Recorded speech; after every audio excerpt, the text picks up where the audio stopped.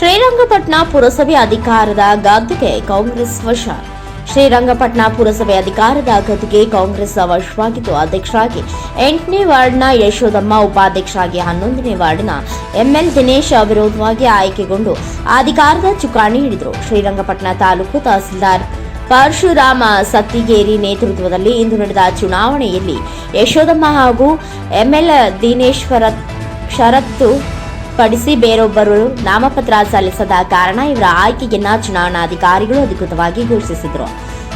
JDS, BJP ಹಾಗೂ ಪಕ್ಷೇತರ ಸದಸ್ಯರ ಹೈಜಾಕ್ ಮೂಲಕ ಕಾಂಗ್ರೆಸ್ ಪಕ್ಷ ಅಧಿಕಾರದ ಗದ್ದುಗೆ ಹಿಡಿದಿದ್ದು, ಈ ಹಿಂದೆ ಜೆಡಿಎಸ್ ಅಧಿಕಾರ ಹಿಡಿಯಲು ಸಹಕರಿಸಿದ್ದ ಜೆಡಿಎಸ್ನ ನಿರ್ಮಲಾ, ವೇಣುಗೋಪಾಲ್, ಯಮನಂದೀಶ್, ವನಿತಾ ಸೇರಿದಂತೆ ಇನ್ನು ಅನೇಕರಿಗೆ ಧನ್ಯವಾದಗಳನ್ನು ತಿಳಿಸಿದರು.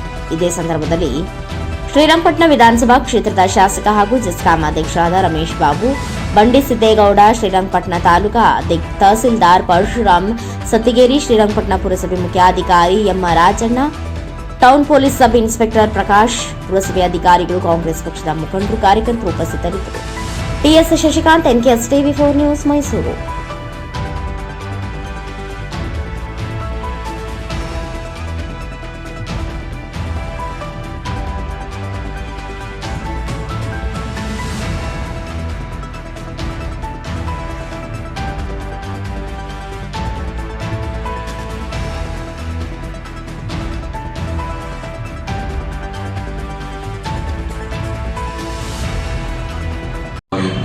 ಕರ್ನಾಟಕ ಪುರಸಭೆ ಅಧ್ಯಕ್ಷ ಮತ್ತು ಉಪಾಧ್ಯಕ್ಷರ ಚುನಾವಣೆ ಮಾರ್ನಿಂಗ್. ಸೊ ಅದಕ್ಕೋಸ್ಕರ ಈಗ ಪರಿಶೀಲನೆ ನಾಮಪತ್ರ ಪರಿಶೀಲನೆ ಟೈಮಲ್ಲಿ ನಮಗೆ ಒಂದು ಅಧ್ಯಕ್ಷರಿಗೆ ಒಂದು ನಾಮಿನೇಷನ್ ಮತ್ತೆ ಉಪಾಧ್ಯಕ್ಷರಿಗೆ ಒಂದು ನಾಮಿನೇಷನ್ ಇದೆ. ಅದನ್ನು ಪರಿಶೀಲಿಸಲಾಗಿ ಕ್ರಮಬದ್ಧವಾಗಿರುತ್ತದೆ, ಅದನ್ನು ಅಂಗೀಕರಿಸಲಾಗಿದೆ. ಯಶೋಧಮ್ಮ ಅವರು ಅಧ್ಯಕ್ಷ ಸ್ಥಾನಕ್ಕೆ ನಾಮಿನೇಷನ್ ಅನ್ನು ಕೊಟ್ಟಿರ್ತಾರೆ. ಅದೇ ರೀತಿ ಉಪಾಧ್ಯಕ್ಷ ಸ್ಥಾನಕ್ಕೆ ಎಂಎಲ್ ದಿನೇಶ್ ಅವರು ನಾಮಪತ್ರವನ್ನು ಸಲ್ಲಿಸಿರುತ್ತಾರೆ. ಅದನ್ನು ಪರಿಶೀಲಿಸಲಾಗಿ ಕ್ರಮಬದ್ಧವಾಗಿರುತ್ತದೆ ಹಾಗೂ ಅಂಗೀಕರಿಸಿದೆ. ಈಗ ಹಿಂತೆಗೆಯುವಂತಹ ಸಮಯ ಇತ್ತು, ಬಟ್ ಅದನ್ನು ತಿಳಿಸಿದ್ದಾರೆ, ಹಿಂತೆಗೆಯೋದು ಯಾವುದೂ ಇಲ್ಲ ಅಂತ. ಅದಕ್ಕೋಸ್ಕರ ನಾವು ಮುಂದೆ ಹೋಗ್ತಾ ಇದ್ದೀವಿ. ಮಾನ್ಯ ಜಿಲ್ಲಾಧಿಕಾರಿಗಳು ಮಂಡ್ಯ ಅವರ ಆದೇಶದಂತೆ ಹಾಗೂ ಕೇಂದ್ರ ಸರ್ಕಾರದ ಆದೇಶದಂತೆ ನಾವು ಈ ಎಲೆಕ್ಷನ್ ಕಂಡಕ್ಟ್ ಮಾಡ್ತಾ ಇದ್ವಿ. ಅದರಂತೆ ಪುರಸಭೆ ಅಧ್ಯಕ್ಷ ಸ್ಥಾನಕ್ಕೆ ಸಾಮಾನ್ಯ ಮಹಿಳೆ ವರ್ಗಕ್ಕೆ ಉಪಾಧ್ಯಕ್ಷ ಸ್ಥಾನವನ್ನು ಮತ್ತೆ ಜನರಲ್ ಕೆಟಗರಿಗೆ ಮೀಸಲಾಗಿರುತ್ತದೆ ಅಂತ ಅಧಿಸೂಚನೆ ಕೂಡ ಆಗಿರುತ್ತದೆ. ಅದರಂತೆ ನಾನು ಈಗ ತಿಳಿಸಿರುವ ಹಾಗೆ 2 ನಾಮಪತ್ರಗಳು ಬಂದಿರುತ್ತವೆ. ಆ 2 ನಾಮಪತ್ರಗಳು ಕ್ರಮಬದ್ಧವಾಗಿದ್ದು ಅಂಗೀಕರಿಸಲಾಗಿದೆ. ಅದರಂತೆ ಯಾವುದೇ ನಾಮಪತ್ರಗಳು ತೆಗೆದುಕೊಂಡಿರುವುದಿಲ್ಲ.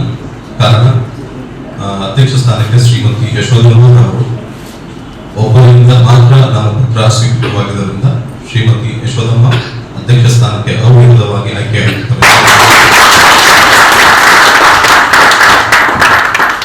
ಅದೇ ರೀತಿ ಕರ್ನಾಟಕ ಪುರಸಭೆ ಅಧ್ಯಕ್ಷ ಮತ್ತು ಉಪಾಧ್ಯಕ್ಷ ಚುನಾವಣೆ ನಿಯಮ 1965ರ ನಿಯಮ 8ರ ಪ್ರಕಾರ ಉಪಾಧ್ಯಕ್ಷ ಸ್ಥಾನಕ್ಕೆ ಎಂಎಲ್ ದಿನೇಶ್ ಅವರು ಒಬ್ಬರು ಮಾತ್ರ ನಾಮಪತ್ರವನ್ನು